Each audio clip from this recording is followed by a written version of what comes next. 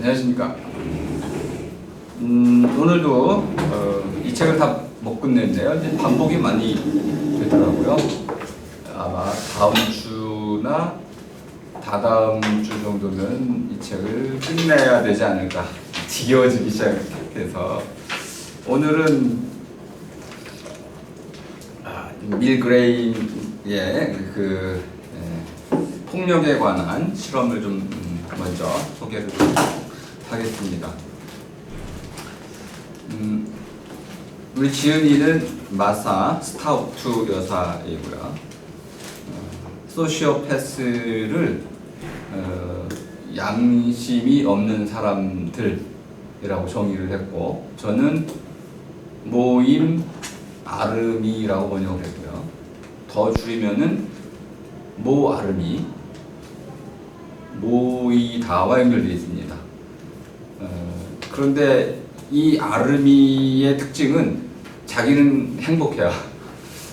모이는 다른 사람들을 괴롭히는 특징이 있죠. 그래서 모임 자체가 병명이 모임이 제가 이제 모아리라고 그랬었죠, 그죠? 동아리 모아리 자체가 질병에 걸리는, 말이 좀 이상한데 어쨌든 원어도 좀 명령 이름이 잘못 붙여져 있다는 걸 알 수 있습니다.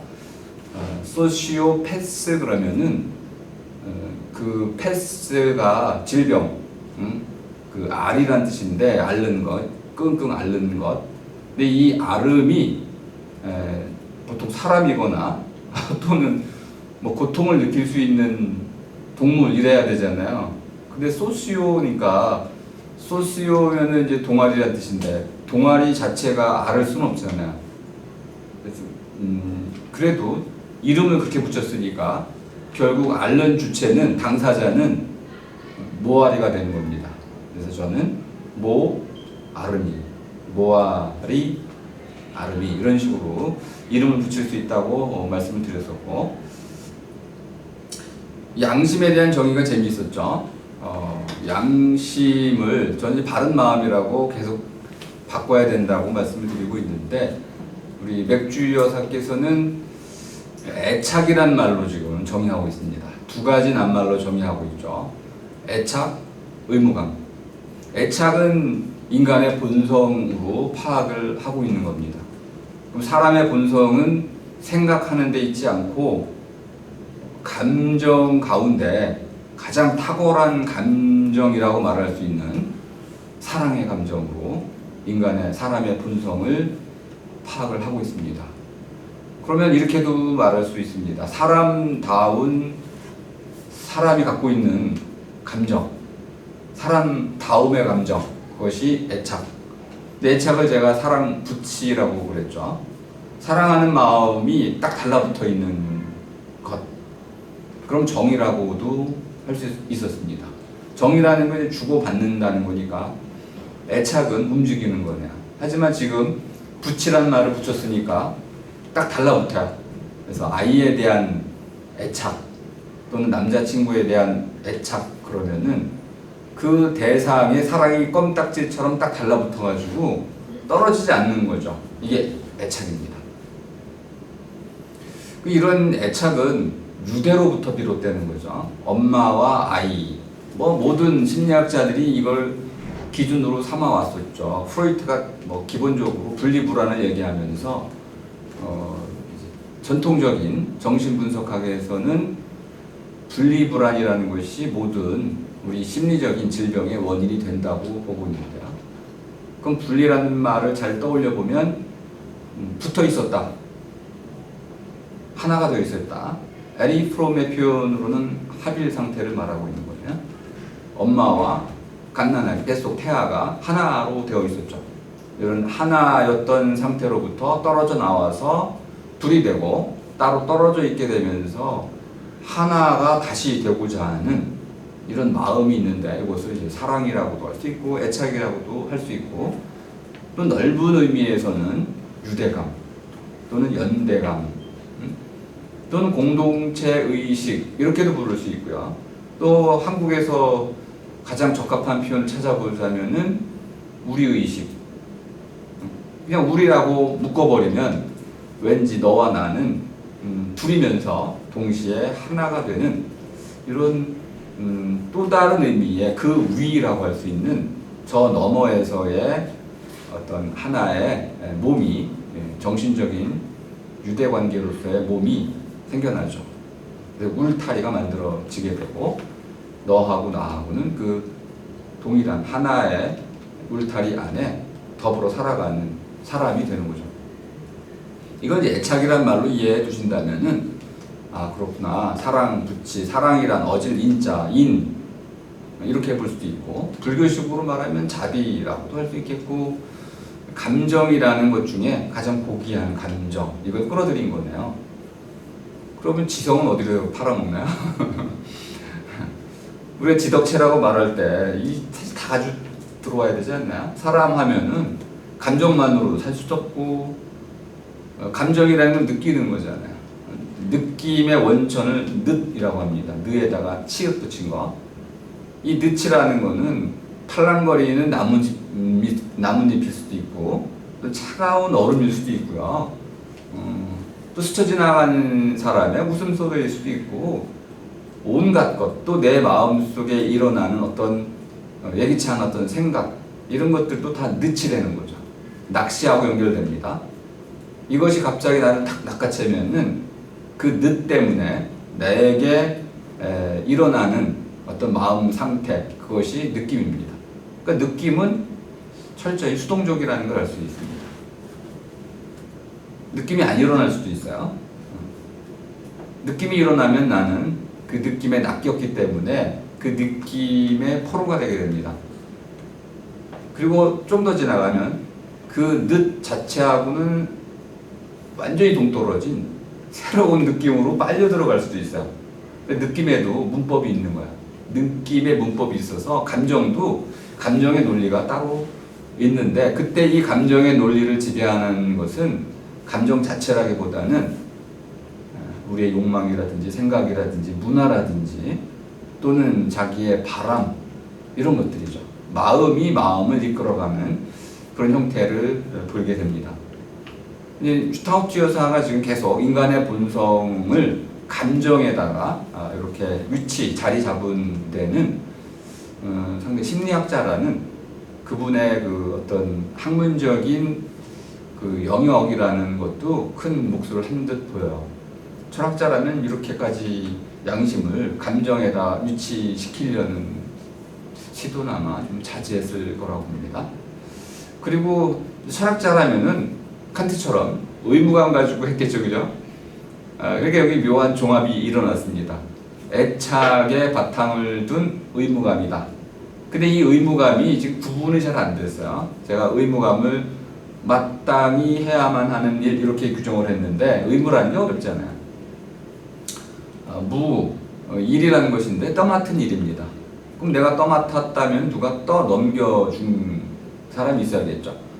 맡기는 사람이 있고 맞는 사람이 있을 때 의의는 뭐냐 하면 제가 매하고 오는 양을 가지고 의의를 설명을 드렸었죠. 그죠?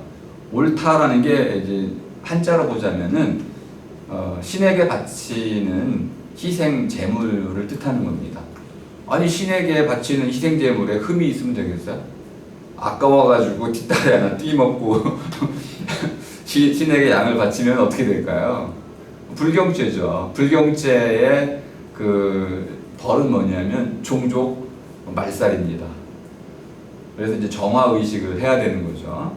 그런 사람을 종족의 이름으로 죽여야 되는 거죠. 그러니까 의라는 것은 이런 깨끗함 또는 순결 또는 완전함 이것을 지향하는 낱말이라는 걸 알 수 있습니다. 그 의무라는 것은 나에게 맡겨진 어떤 일을 완전히 해내는 것이죠. 그런 일이 있죠. 아버지로 아들을 하나 낳았어요. 그럼 아버지가 된 거죠. 그럼 누가 나한테 아버지의 그 의무, 임무를 맡겼나요? 스스로 맡았지 뭐. 물론 이제 운명이 정해진 부분도 있지만은 그래서 예전에는 그것을 하늘이라고 많이 표현했었어요. 사람으로 내가 태어나면 누가 사람답게 살라고 명령을 내려요. 아무도 없잖아요. 그래서 아바이가, 어머니가, 또 선생님이 우리 사회가 살라라고 하지만은 궁극적으로는 내가 사람으로 태어난 것 자체는 그냥 이게 우연일 수도 있고 또는 운명이라고 말해질 수도 있고 또 어떤 사람들은 뭐 이제 종교 관점에서는 섭니다. 거의 신의 뜻이 담겨 있다. 이렇게도 말할 수 있습니다. 뭐라고 말하든지 간에 결국 내 삶은 나의 것이기 때문에 누가 나한테 맡겼든 자연이든 우연이든 신이든 상관없이 결국 그 삶은 내가 떠맡아서 살아가야 되는 거죠. 이게 바로 임무이고 의무이고 깔뱅은 그것을 소명이라고 보았습니다. 우리말로 소명이라고 되지만 독일어로 아주 쉽습니다. 불림이죠. 불림. 불렸어요. 누가 불렀어요? 신이 부르면 어떻게 되나요? 대답 안 하고 도망갈 건가요? 어디로 도망가요? 신이 딱 부르면은 일단 대답을 해야 되겠죠, 그죠? 숨을 데가 없습니다. 이게 바로 소명이라는 베로프라고 말하는 불림을 받은 자. 그럼 왜 불렀을까요? 두 종류밖에 없습니다. 하나는 칭찬. 야, 너 참 잘한다. 그죠? 너 이것도 더 가져가라. 그러니까 칭찬받는 경우, 축복, 은혜의 방법이 하나 있고요. 또 하나는 질책하는 거죠. 나무라는 꾸짖는 거죠. 그러니까 이 부름이라는 것은 실제로 좀 두려운 겁니다. 왜 그러냐면 사람이 신께 칭찬받을 일이 별로 없어. 선생님이 뭐라 그러면은 되게는 싫어하잖아요. 자기 할 일을 분명히 알고 있는데 정 선생님께서 내게 칭찬할 만큼 내가 일을 잘한 게 없으니까 안 부르길 바라죠. 지금 이 서설이 길어졌는데 이 두 가지 인간의 본성을 이제 그 감정에서 찾았고 그 중에 고귀한 감정인 사랑 또는 애착, 저는 사랑 부치라고 이제 표현했는데요. 거기에 기초를 두고 그러니까 누군가 의무를 다하더라도 아버지가 아버지 노릇을 잘해요. 그런데 애들을 사랑하는 마음 전혀 없어. 그럴 수도 있죠, 그죠? 아주 차가운 사람이죠. 저는 그래서 차감이라고도 부르고 있습니다. 아빠가 의무를 다하고 용돈 주는데 용돈만 딱 주는 거야. 완전 그냥 냉혈한처럼. 더 무섭지 뭐. 이런 사랑이 빠져버린 그런 가족 관계를 한번 떠올려 보세요. 이런 건 우리가 사람이라고 말할 수가 없습니다. 그래서 이 슈타우트 여사는 사랑이 빠진 것을 상상할 수 없다고 본 거야. 그런데 4%는 사랑이 빠진, 특히 사랑의 두 종류가 있다고 봅시다. 자기 애라고 하는 자기 자신, 나에 대한 사랑이 있고 저에 대한 사랑이 있죠. 또 하나는 남에 대한 사랑. 근데 이 남이라고 하면 또 문제가 되는데 너는 남이 아니죠. 이게 좀 어려운 부분이 있습니다. 딱 둘로 나누기는 어려워요. 예를 들어서 제가 가족을 사랑한다고 칩시다. 사랑해요. 근데 우리 가족을 남이라고 부르면 되겠어요? 그럼 얼마나 서운하겠어.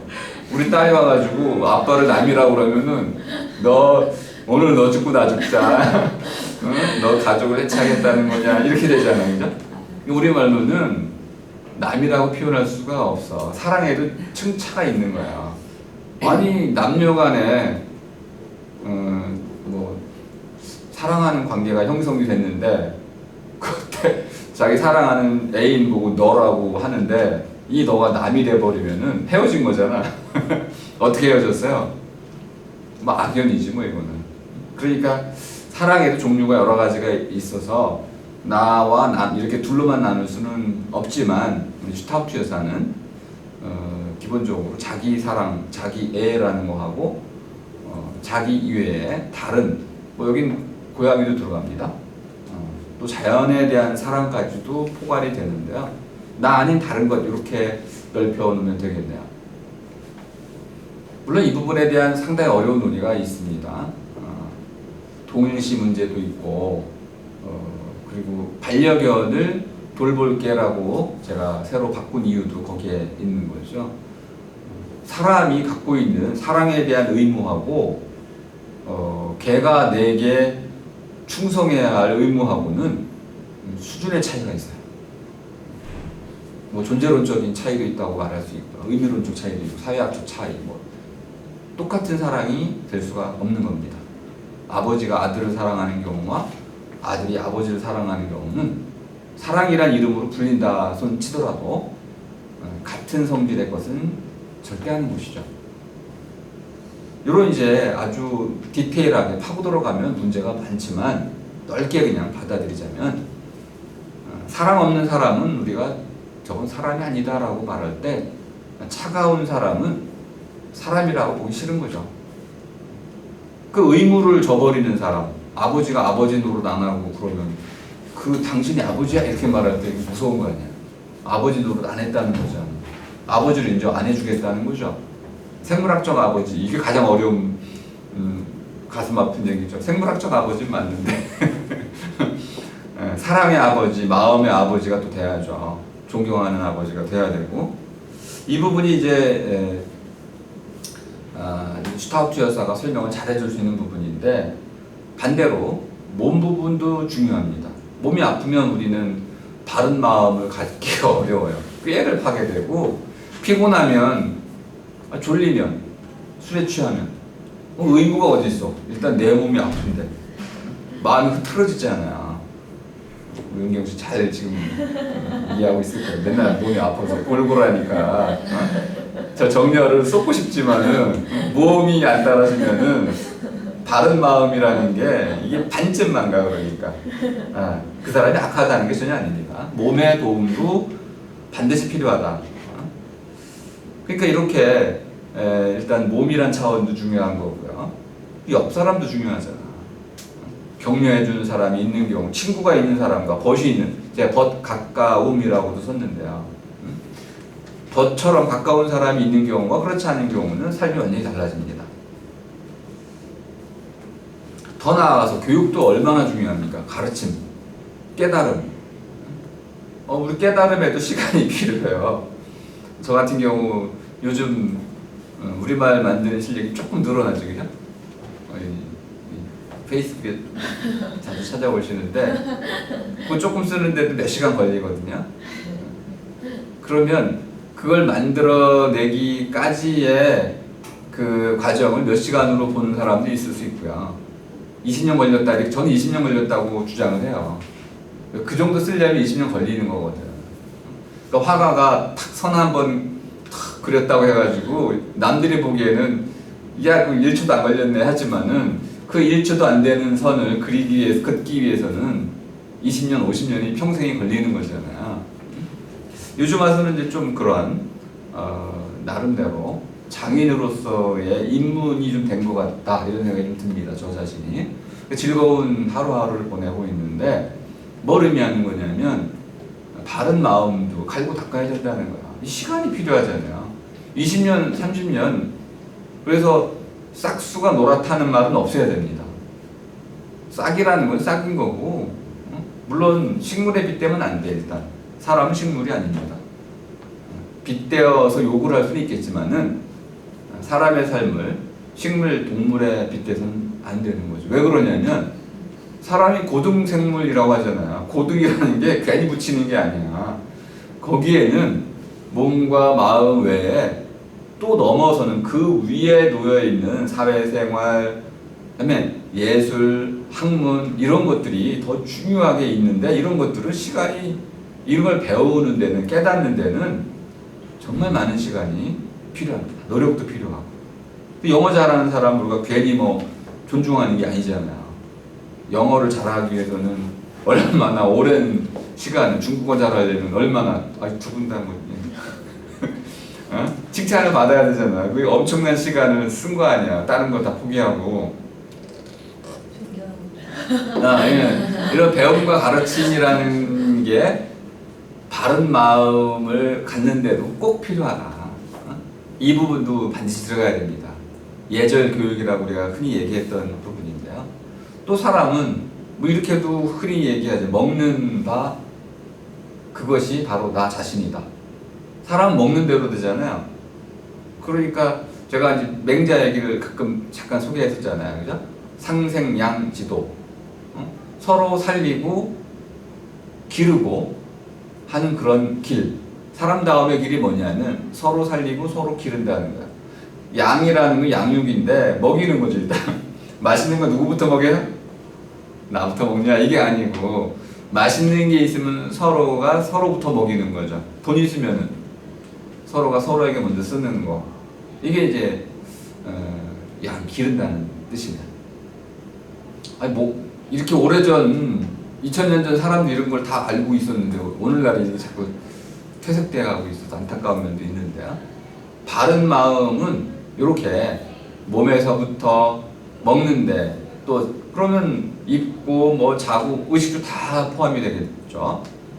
그리고 이제 우리 몸에 병이 든다면은 이런 의학적인 차원까지도 또 논의가 돼야 됩니다. 요것만 아시면 이제 쉽게 그 다음에 논의가 전개가 됩니다.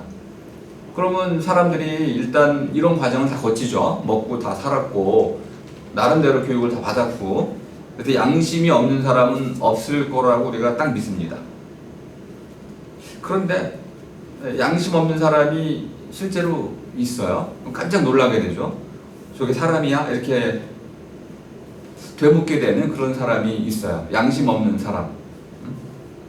우리 양심에 털난 사람? 이렇게도 할 수 있는데 이것 말고 이제 어떤 특별한 상황 속에서 사람들이 양심을 잠재우는 그런 어떤 문제 상황이 생길 수도 있다고 지금 보고 있습니다. 101쪽부터 이제 스탠리 밀그램의 심리학 실험을 소개하고 있죠.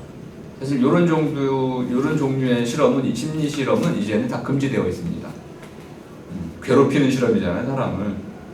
전기 충격을 뭐 내용은 다 아실 테니까 아주 간단히만 설명을 드리겠습니다. 몇 가지가 중요한데요. 이 밀그램이 그 흰 가운을 입고 실제 실험자들에게 문제를 내게 합니다. 그래서 그걸 못 맞추게 되면 안 보여요. 다른 방에 있다고 여겨지는 소리는 들립니다. 그 사람에게 벌을 주는 거야. 전기 충격으로. 그래가지고 이렇게 20개 정도의 30개인가 20개의 이렇게 버튼이 있습니다. 단추가 있는데 한 개 틀릴 때마다 점점점 올라갑니다. 이게. 그래가지고 나중에는 잘못하면 죽을 수도 있는 수준까지 이게 올라가. 근데 실제로 이거 눌러도 상대방은 실제로는 아무 전기 충격을 받진 않는데 연기를 해요. 그분은. 그래가지고 딱 누르면은 나중에는 막 살려달라고 그러고 그만하라고 그러고 이렇게 이제 고통을 호소해요. 그리고 애원을 하죠. 그런데 이제 그러면 이 단추를 누르는 사람, 누름이라고 하겠습니다. 단추 누름이가 쳐다보죠. 밀그램을 쳐다봐요. 흰 옷 입은 남자라고 생각을 해주세요. 또는 이제 제복 입은 사람이라고 좀 더 좋겠죠, 그죠? 제복 입은 사람이 딱 쳐다봤더니 제가 다 책임질 테니까 누르세요. 벌을 줘야 됩니다. 우리 실험의 목적을 달성하기 위해서는 단어를 못 외울 때마다 분명히 벌을 줘야 됩니다. 해가지고는 이 권위죠. 모든 책임이 내가 아닌 명령을 내리는 사람에게 떠넘겨 주도록 설계가 되어 있습니다. 이랬을 경우 알고 있어요. 야, 이거 누르면 저 사람이 죽을 수도 있어요. 그리고 지금 계속 고통을 호소하고 있어요. 아무리 실험이지만 이거 되겠어요? 상대방이 아프다고 하고 고통스럽다고 하고 나 그만하겠다고 하고 근데 전기 충격을 받는 사람은 받음이라고 하겠습니다. 받는 사람은 묶여있다고 전제가 되어 있어요. 못 풀어, 이거 못 풀어. 그러니까 풀어달라고 외치고 있어요. 그런데 결과가 너무 재밌습니다. 40명 75V, 150V, 뭐 240V 이렇게 계속 올라가는데 40명 가운데 몇 명 정도가 중간에 그 처벌을 중단했다고 하냐면 5명? 35명은 이제 풀어달라고 하고 실험 그만하겠다고 했는데도 계속 눌렀고, 거의 위험한 수준까지 40명 가운데 25명은 위험하다는 걸 알면서도, 고통 소리를 들으면서도 계속 단추를 눌렀다는 거죠. 이걸 이제 권위에 대한 복종 실험이라고 그럽니다. 복종이라는 걸 말해보니까 양심을 발휘하지 않는 거네요. 언제 우리는 양심을 잠재워 버리나요? 제가 이제 바른 마음을 따르는 것을 바맞다라고 그랬죠. 바른 마음을 따르는 것은 스스로 하는 거잖아요. 그런데 어느 순간에 어떤 상황에는 바른 마음을 따르는 이 바맞다를 중단합니다. 왜 그럴까요? 그걸 설명하는 가장 중요한 실험입니다. 105쪽에 보면 두 번째 단락 한 문장은 읽어보겠습니다. 세 번째 줄, 밀그램이 평가해주는 말입니다. 상당 비율의 사람들이 40명 가운데 25명, 처음엔 35명, 그러니까 거의 5명 빼고는 자기 주체적인 판단을 갖고 상대방이 고통을 호소할 때 고통을 주는 거는 비양심적인 거죠. 그거 옳지 않은 겁니다. 고통을 가하는 것은 아무리 실험일지라도 그것은 악행이라고도 할 수 있습니다. 그러니까 상대방이 고통을 호소할 때는 그 실험을 멈추는 것이 바맞다, 양심에 따르는 거겠죠. 그런데 35명이 양심에 따른 행위를 하지 않았어요. 심지어 25명은 뒤에 권위자의 명령에 죽을 수도 있는 위험까지 도달하는 처벌을 주었습니다. 많은 대학생들이 그 실험 결과를 예측하라고 했더니 다 틀렸어요. 설마 사람들이 아무리 그 실험이라고 하더라도 죽을 수도 있는 수준까지 처벌을 할 리가 있겠는가, 명령을 받는다고 하더라도. 자, 이제 이런 결과에 대한 한 문장으로 요약한 부분이 이겁니다. 그 명령이 어떤 합당한 권위에서 비롯된다고 생각하는 한, 전제입니다.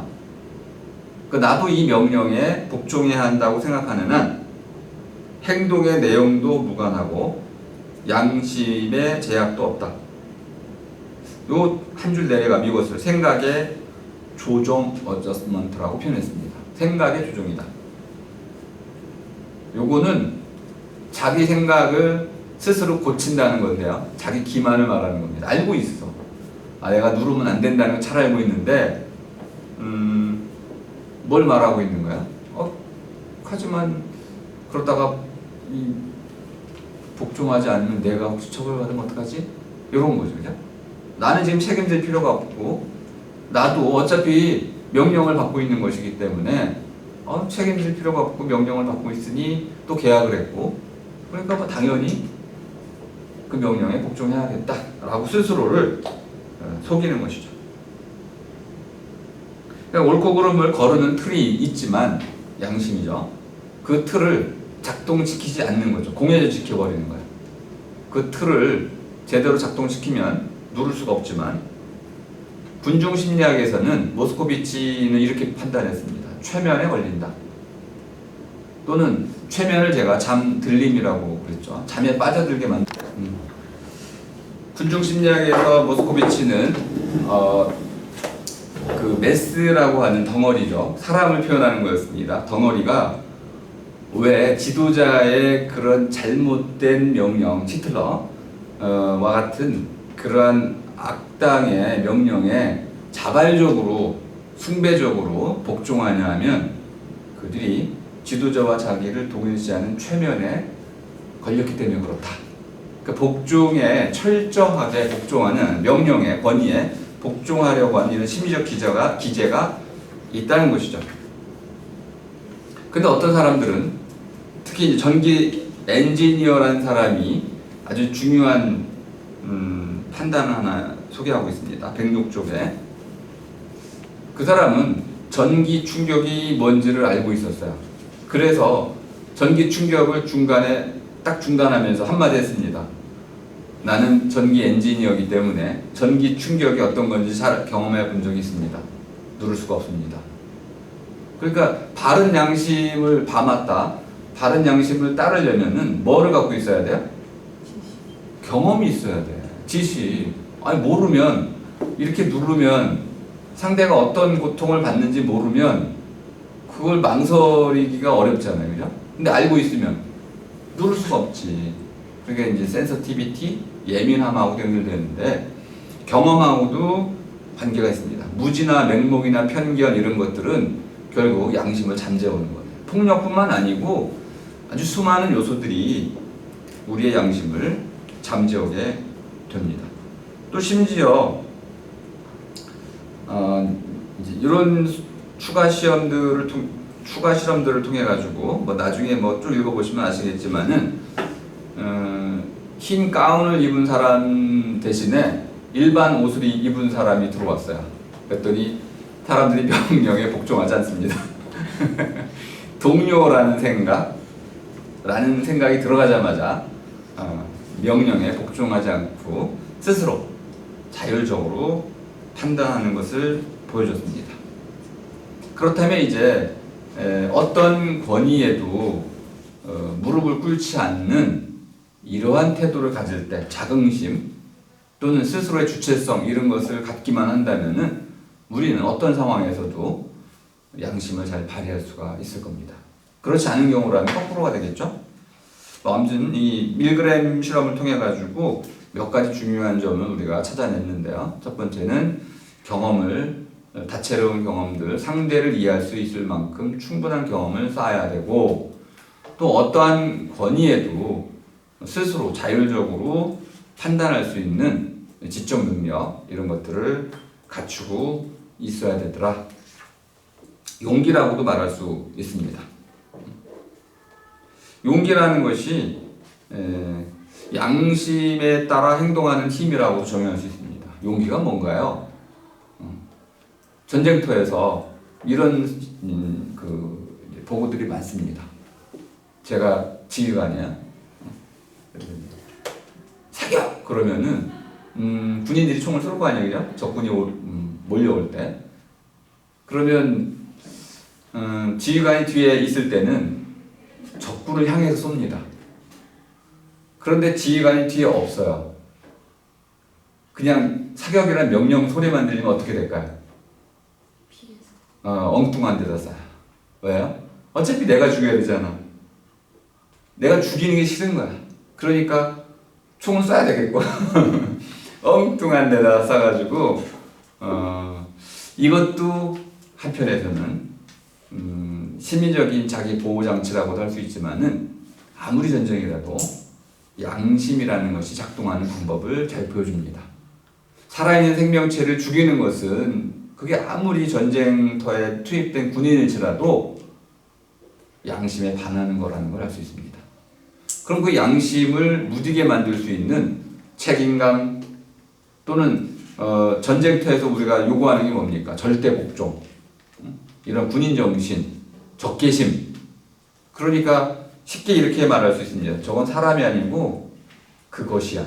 여기 이 책에 나오는 거죠. 그것으로 만들어버리면 죽이기가 쉬워요. 근데 저기 오는 게 사람으로 보이면, 누구 아빠라고 보이면 죽일 수가 없지. 내가 총을 쏘는 순간 그 사람이 죽는 것이고 그 사람의 가족이 해체되는 거기 때문에 그 사람을 향해서 총을 쏠 수가 없어. 하지만 그것이면, 빨갱이면 없앨 수가 있는 거죠. 그래서 이제 명예라는 것, 명분이라는 것, 사람을 죽이기 위해서는 그 사람을 사물화하는, 그것으로 바꿔놓는 이런 이제 하나의 전술도, 심리전이라고 그러죠. 이런 것도 반드시 필요하다는 거죠. 여기 이제 도린의 예가 하나 나옵니다. 자, 122쪽에 뭐 이런 예들은 제가 장황히 설명드리지 않아도 다 아실 수 있는 부분이니까. 도린과 제키 누가 더 멋있는 이름인 것처럼 보이나요? 도린과 제키. 제키. 아, 제키가 그죠. 제키가 착한 사람이고 도린이 뭔가 좀 음흉합니다. 네. 시간이. 네. 그 도린과 제키는 같이 이런 임상 병리학자이고 또 이런 정신 치료를 맡아 있는 의사들입니다. 제키의 환자인 데니스가 거의 다 병이 나아가고 있어요. 그거를 도린이 질투합니다. 그래서 이제 크로스 체크를 하도록 되어 있으니까 제키의 환자인 데니스가 도린에게 와가지고 아 선생님 이제 내가 좋아졌다고 그래요. 제키 선생님께서 곧 퇴원해도 된답니다. 그랬어요. 그러자 도린이 질투심이 막 불타올라가지고 아 당신한테 그렇게 얘기했군요. 하지만 제키가 개인적으로 나한테 말한 건 전혀 반대인데요.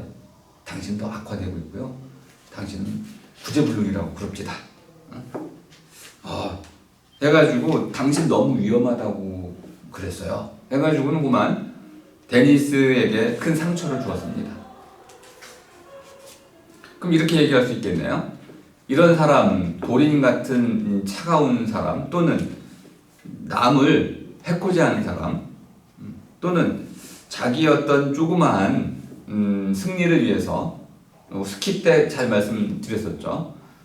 이 모 아르미들, 이 소시오패스들은 삶을 뭘로 본다고 말씀드렸냐면 이기고 지는 거, 승리, 그죠? 이기고 지는 전쟁으로 본다고 그랬죠. 그 도린과 제키는 이제 경쟁 관계이기 때문에 제키가 지금 뭔가 그 우승컵을 들어 올리려고 하자 도린이 어떠한 위험을 무릅쓰고라도 이간질, 배신 행위를 하는 거죠. 또 한 가지 좀 이따 설명드리는데 그거는 또 한 가지 사례는 도린이 이제 이런 거짓말을 또 합니다. 신참내기 인턴이 들어왔는데 이게 자기랑 똑같은 시간에 퇴근을 하는 거야. 갑질이죠, 그죠? 이게 좀 못마땅했어. 그래서 주차장에서 만났는데, 야, 니네 부서에 지금 회의 있다는데 너 못 들었니? 아니, 전 문자 못 받았는데요. 그래? 내가 방금 연락 받고 왔는데 너 빨리 가봐. 거짓말하는 거죠. 골탕 먹인 거야, 그죠? 이렇게 도린의 성향 좀 아시겠죠? 남 잘 되는 꼴을 못 보겠고, 자기 지는 꼴도 못 보겠고, 어떻게든 이겨야 되고, 남 못 살게 굴어야 될 테고. 도린이 이렇게 꾸며대기 하는 그 거짓말 대장이야, 거짓말쟁이야. 근데 사람들은 도린의 말을 잘 믿습니다. 왜 그럴까요? 몇 가지 예가 있었는데 첫 번째는 도린이 굉장히 매력적이었다. 그러니까 도린은 외모에 신경을 많이 썼습니다. 많은 사람들이 이러한 겉모습에 되게 속아 넘어가요.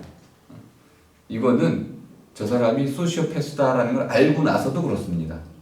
우리는 끊임없이 이 겉모습에 계속 속아 넘어가는데 이유는 뭐냐면 믿고 싶은 마음이 안 믿고 싶은 마음보다 더 크기 때문에 그래요. 저런 사람이 아니 박사님께서 교수님께서 설마의 논법이라는 게 있죠.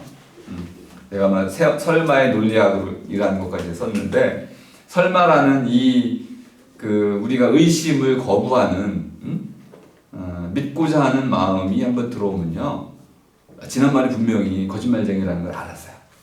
근데 그 외모를 보면 얼굴을 보고 나서는 설마 그 박사님께서 거짓말할 리가 없지 이렇게 자꾸만 그럴 리가 없을 거라고 스스로를 설득하고 이제 한 단계 더 가면 이런 일이 벌어지죠.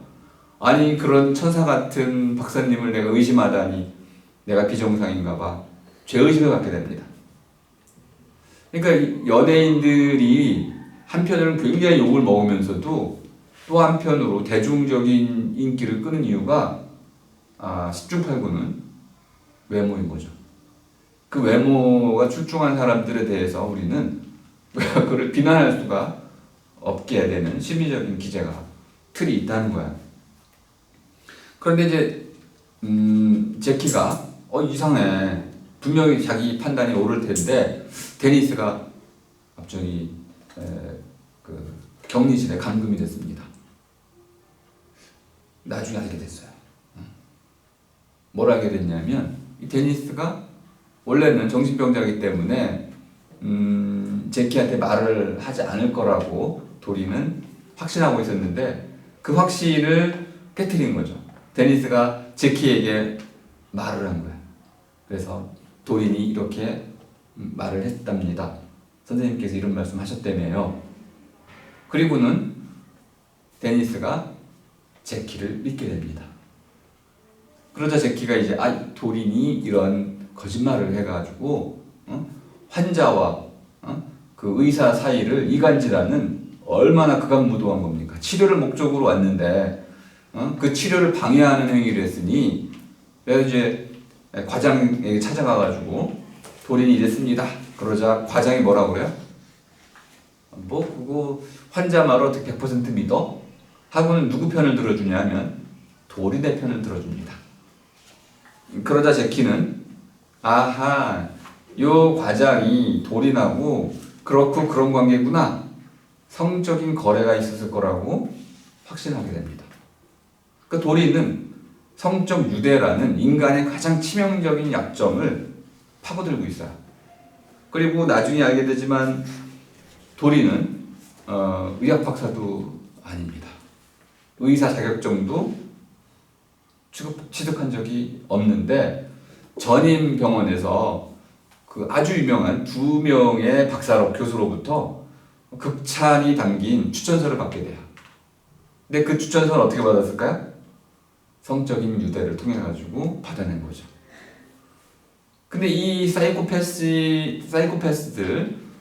이런 이제 모아리 아르미들이 사람의 이런 감정을 가지고 노는 기술, 이 조종 기술이라고 말할 수 있죠. 이것은 너무나 탁월해가지고 한번 걸려들면 대개 우리는 벗어날 수가 없는 거죠. 도린은 그 병원에서 14년 동안 일을 했지만 누구도 도린이 그럼 뭐 아르미라는 것을 아무도 눈치채지 못했던 거죠. 하지만 이제 문제가 있습니다. 이따 토론을 좀 해주시기 바라는데요. 알게 됐어요. 지금 계속 문제는 그거야 사실은. 모를 때 할 수 없지 뭐 당해야지 뭐. 근데 도린이 박사도 아니었고 의사도 아니었고 거짓말쟁이였고 또 환자와 의사 사이를 이간질해서 본래 병원의 목적인 치료를 방해한 배신 행위를 한 문제덩어리인데 이 사람은 왜 경찰에 고발을 안 했을까요? 그냥 퇴직을 시켜버렸습니다. 요즘 한국에도 가끔 그런 일이 있죠. 검찰에 어떤 일이 벌어졌는데 그러면 이 검찰에 문제를 일으킨 사람을 고발해야 될 거 아니에요? 근데 고발을 안 하고 어떻게 해요? 그냥 퇴직을 시켜버려. 맨날 TV 안 보다 어제 또 봤는데 무슨 별 4개짜리 부인이 공관병 갑질을 해가지고 막 떠들더라고. 그러면 그 별 4개짜리를 고발을 해야겠죠. 그런데 이 양반이 그 전직, 그러니까 말하자면 퇴직 신청을 해버렸어요. 그 우리 이런 식이야. 이거 왜 이런 일이 벌어질까? 아마 가장 쉬운 그 이유는 그 사람이 다치면 또 누가 다칠까요? 그 윗사람이 또 다치고 또 다치고 또 다치니까 결재권자들이 자기들을 보호하기 위해서 꼬리 자르기를 하는 거죠. 결국은 이 악들은 서로 무리짓는 특징을 갖고 있다는 걸 알 수 있습니다. 그런데 왜 제키는 고발을 안 하죠? 양심이 있는 건가요? 그럼 그 도린이 다른 병원 가서 어떤 일을 또 할까요? 똑같은 일을 하겠죠. 이런 것이 과연 흔히 일어나는 일인데 이것이 과연 도덕적인지 한번 토론을 좀 해주시고요.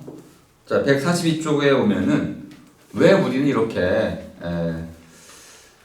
뭐 아르미들을 제대로 못 알아보는 걸까요? 첫 번째는 이거 좀 표현이 좀 적절치는 않은데 그 포식 동물의 카리스마다. 이게 뭐 동일시라는 것으로도 많이 쓸 수 있는 건데요. 매력이 있다는 거야. 그런 경우들 있으셨나요? 땡땡이 칠 때 친구 따라 땡땡이 치는 거, 야 멋있잖아. 한번 해보고 싶고 짜릿하고 흥미롭고 해방감을 만끽하게 되죠. 평소에 혼자라면 그걸 못해. 그런데 그 친구라면 같이 할 수 있어요. 이런 게 바로 그런 매력 또는 카리스마 이런 거라고 보는 겁니다. 우리 이제 그 돈지오반니에도 그런 대사가 나옵니다. 이놈의 신은 내가 원하는 건 아무것도 허락을 안 해줘. 근데 사탄은 악마는 내가 원하는 걸 다 허락해줘. 그러면 누구를 따라야 될까요? 돈지오반니는 악마를 따라가게 되는 거죠. 파우스트는 좀 맥락이 다르긴 하지만 거기서도 마찬가지로 내가 원하는 것을 들어주는 힘이 있는 자, 이게 이제 마귀죠. 마귀. 매력 있는 사람, 이런 사람을 우리가 따르게 되는 본성을 갖고 있습니다. 그러니까 우리는 초식동물인 거죠. 육식동물이 다가오면 그냥 순순히 모가지를 딱 내밀고 잡아먹히는 거죠. 그 쾌감을 느끼는 거죠. 함께 하는 겁니다. 실제로는 자기 파멸인데도 불구하고 그런 육식동물의 강인함, 또 에너지, 파괴력 이런 것들에 매료돼가지고 삶이 갑자기 흥미진진해지고 또 그가 나를 조금만 부추겨줘도 나는 슈퍼맨, 영웅이 된 것처럼 착각에 빠지게 되는 이런 일에 사로잡혀서 결국 이런 악행의 동조자가 된다는 것이죠. 두 번째는 유혹에 넘어간다는 것. 유혹 중에도 이제 성적인 유혹에 쉽게 넘어간다는 겁니다. 불교나 기독교나 모든 악에 대해서는 맞서 싸우라 이렇게 계율을 정하고 있죠. 근데 딱 한 가지에 대해서는 싸우라고 명령하지 않습니다. 혹시 한석식이 뭔지 알아요? 싸우라고 절대 맞서 싸우지 말라고 말하는 악이 하나 있어.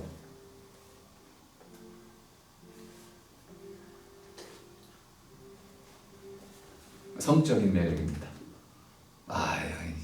이쁜 여자 만나면서 난 괜찮아 이렇게 이렇게 말하지 말라는 거야. 이 성적인 그 매력에 넘어가지 않을 사람이 없다는 겁니다. 그만큼 성적인 매력은 사람을 사로잡는데 가장 강력한 무기라는 거죠. 그리고 심지어는 이거 너무 쉬우니까 넘어가고 두 번째 이제 그가 성적인 매력, 세 번째는 역할이라는 사회적인 소셜 퍼슨이라는 겁니다. 사회적인 역할, 신분이죠. 숙대 다니잖아요. 그럼 여러분이 숙대 다니는 신분을 가지고 뭐 말이 좀 이상할 수 있지만은 대학을 동경하는, 대학을 나오지 않는 사람들 무리에 섞여 있다고 보세요. 그러면 여러분이 대학생이라는 그 신분은 굉장한 영향력을 발휘할 겁니다. 설마 대학생이 거짓말을 하랴 이렇게 되겠죠. 아까처럼 의사가 거짓말을 하랴, 신분, 역할에 따른 우리 기대가 있습니다. 믿음이 있는 거죠. 대통령은 마땅히 어떤 일을 해야 되는 거죠. 어떤 수준의 사람이 돼야 되는 거고 그거에 대한 믿음이 있습니다. 권위에 대한 존중이 있죠. 존경. 그러니까 존중과 존경이라는 것이 사람 다 똑같기 때문에 사람 자체로 향하는 것이라기보다는 그 신분, 역할에게로 향하는 겁니다. 그 사람이 대통령이면 우린 그를 안 믿을 수가 없는 것이죠.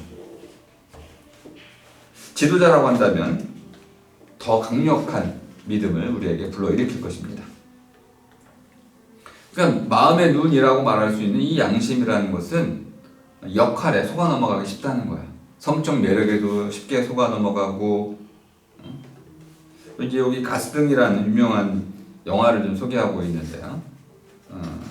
151쪽부터 쭉 나오죠. 너무 오래된 영화라 뭐 재미는 없습니다. 그리고 영화 자체가 굉장히 무미건조해가지고 한마디로 말하면은 우리의 감각을 스스로 의심하게 만드는 거야. 내가 보고 있는 건 사실이 아닐 거야. 환각일 거야. 곡두일 거야. 가짜일 거야. 라는 믿음. 이런 일들이 가끔 일어나죠. 내가 본 것을 스스로 사실로 인정할 수 없게 되는 자기 감각을 부정하는 자기의심이라고 많이 얘기하게 됩니다. 이런 일들을 통해서 자기의심을 통해 가지고 결국 양심이 속는다는 거죠. 비양심적인 행동을 한 사람을 봤어요. 그런데 그 사람이 대통령이야. 설마 내가 잘못 봤겠지. 내가 본 게 가짜일 거야. 해가지고 그것을 부정하는 거죠. 내 아내가 바람을 폈을 거라고? 에이 설마. 내가 본 그 여자는 내 아내랑 비슷한 여자일 거야.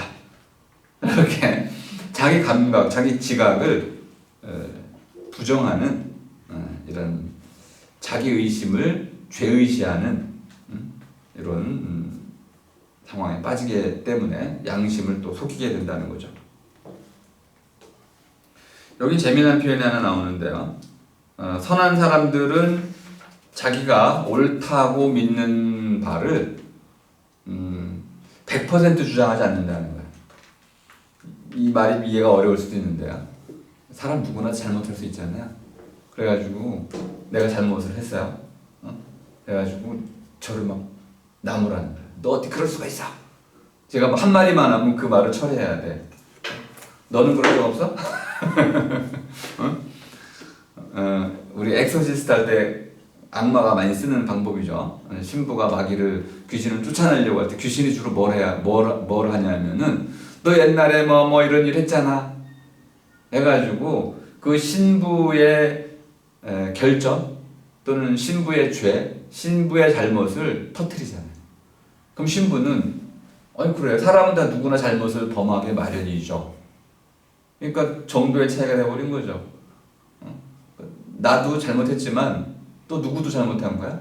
너도 문제가 있는 거야? 선한 사람들은 이 말에 다 넘어가. 착한 사람들은 넌 잘못한, 넌 거짓말한 적 없어. 그럼 나도 있지. 그래가지고 나무라다가 결국은 덮어두게 되는 거죠. 아이 참지 맞아. 쟤도 실수할 수 있는 거지.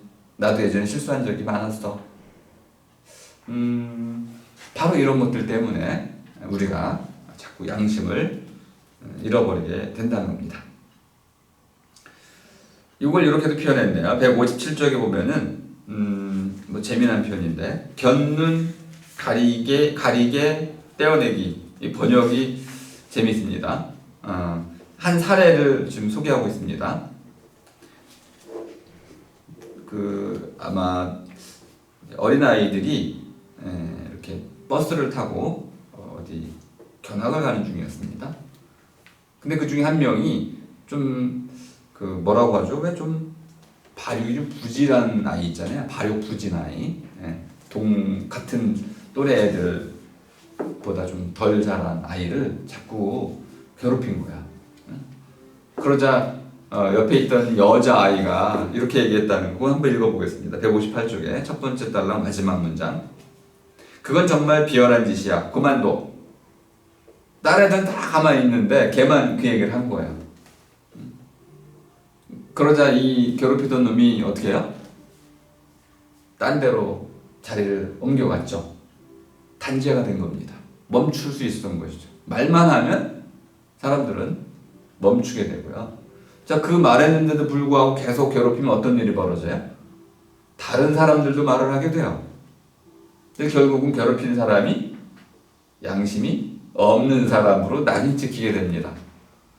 그걸 알기 때문에 첫 번째 비난에 대해서 빨리 수용하고 도망가는 거죠. 그러면 걔는 양심이 있는 겁니다. 왜요?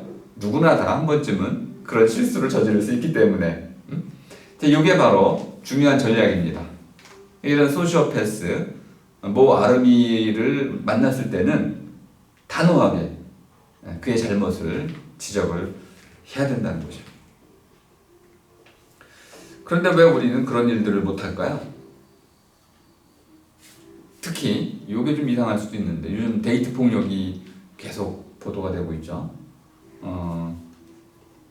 어떤 여자가 길거리에서 애인 같은 남자한테 맞아요. 그런 비명을 지르고 도와달라고 그러죠. 그럼 지나가던 사람들이 되게 그냥 지나갑니다. 왜 그래요? 여자가 비명을 지르서 그래요. 여자가 지르는 비명은 주로 묵살을 하는 거죠. 모른 척 하는 거예요. 꼬맹이가 하면요. 요즘은 그 꼬맹이들도 되게 묵살을 하더라고요. 요즘은 누가 위험에 처해도 사람들이 아는 척을 잘 안 해요. 다 모른 척하고 지나가 버려요. 남의 고통 이런 것들을 우리가 공감하는 능력이 크게 떨어지고 있습니다. 이것도 바로 양심이 없는 것이다. 이렇게 표현할 수 있는 겁니다. 그렇다면 이런 양심을 회복하기 위해서는 혼자의 힘으로는 좀 어렵다는 걸 알 수 있습니다.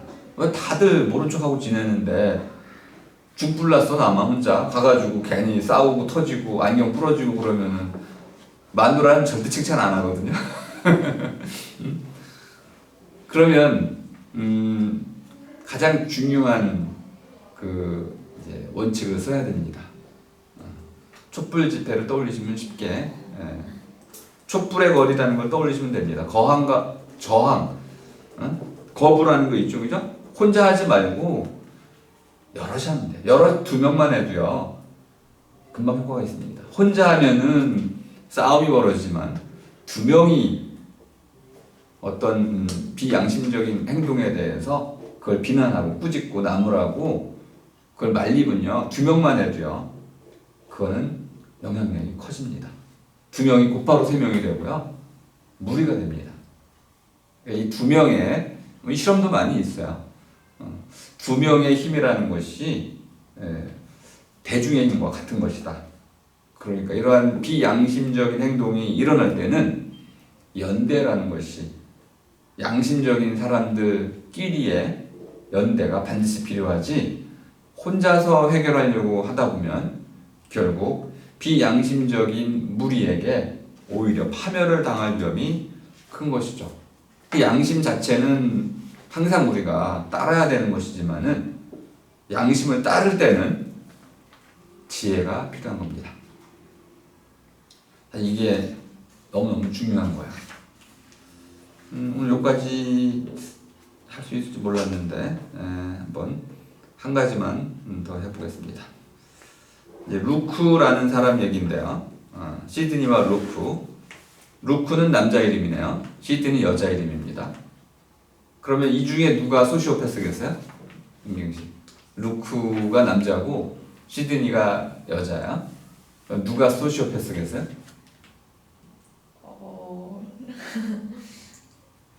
어렵네요. 루크겠지 뭐 루크. 감이 아직 안 오시는 거구나. 남자는 절대 믿지 말라. 그런 말 하나요? 아니 남자들끼리는 또 그런 말도 해. 여자는 절대 믿지 말라. 도대체 이런 말을 또 어떻게 하는 거야? 좋아하잖아. 남자 여자 좋아하고 여자는 남자 좋아하는데 믿지 말래. 왜 그래요? 한 번씩 전부 대인 경험이 있잖아. 그래서 일반화하는 거죠. 이런 것을 싹쓸이라고 합니다. 안전빵 전략. 사실 자기의 경험을 좀 과장하고 있는 거죠. 전혀 사실이 아닙니다. 그럼에도 불구하고 삶을 살아갈 때 우리 되게 판단을 이딴 식으로 해요. 일반화하는 식으로. 그 교수는 별로야. 그냥 일반화 시켜 그냥. 뭐가 별론지 모르겠지만은 그리고 그게 전체야. 이런 어떤 주어진 만큼의 경험과 정보 이것에 근거해서 판단하기보다는 항상 과잉으로 판단하는 이게 우리한테 생존에 유리하기 때문에 그렇습니다. 언제 뭐 하나하나 낱낱이 따져가지고 옳은 판단을 내리겠어요. 그냥 퉁치는 거죠. 그리고 이것이 우리에게 상당히 많은 효과를 발휘했던 것이죠. 시드니는 아주 유명한 이론 교수인데, 이 교수 이제 병리학 역학 교수인데, 나이를 노처녀가 될 때까지 연애다운 연애도 별로 못했고 이쁘지도 않고 살도 좀 쪘고, 그러니까 외적으로 보자면은 남자들에게 이러한 매력을 줄 만한 인물이 전혀 아니고 스스로도 그걸 잘 깨닫고 있어요. 그러다 보니까 일에 더 매달리게 되죠. 결혼도 포기하게 됐고 연애도 포기하고 오직 공부만 이제 하게 되는데요. 어느 날 루크라는 가난뱅이 남자가 나타나서, 이도 공부하는 사람이야. 갑자기 시드니에게 성적인 요구를 이제 해오게 됩니다. 매력이 있다, 멋있다, 나랑 코드가 맞다, 우린 서로 비슷한 게 많다. 근데 루크는 별 볼 일 없는 남자임에도 불구하고 시드니는 평생 이러한 프로포즈를 받은 적이 없기 때문에 아니 어떻게 이렇게 가난할 수가 있을까, 뭐 이런 등등. 그리고 이제까지 루크가 사귀었던 여자들은 전부 헤어졌잖아요. 그런데 과정을 보니까 루크는 자기가 사귀던 여자의 집에 들어가 살았어. 가만히 보니까 이 루크는 바람둥이라고까지 말할 수 없는데 좀 뭔가 좀 정상적이지 않은 삶의 패턴을 보여왔어요. 그래가지고 그만 루크를 사랑하게 됐어. 그러면 아무것도 안 보이게 되죠. 콩깍지가 쓰였기 때문에 순간적으로 이제 결국 결혼 또 출산까지 쭉 이어지게 됐습니다. 근데 루크는 폭력적인 남자가 절대 아니에요. 근데 폭력적이진 않은데 그 반대편에 있어요. 뺀질이죠. 아무것도 안 하는 무책임한 사람이야. 무관심하고 자기에게 주어진 어떤 일도 적극적으로 책임 있게 처리하지 않습니다.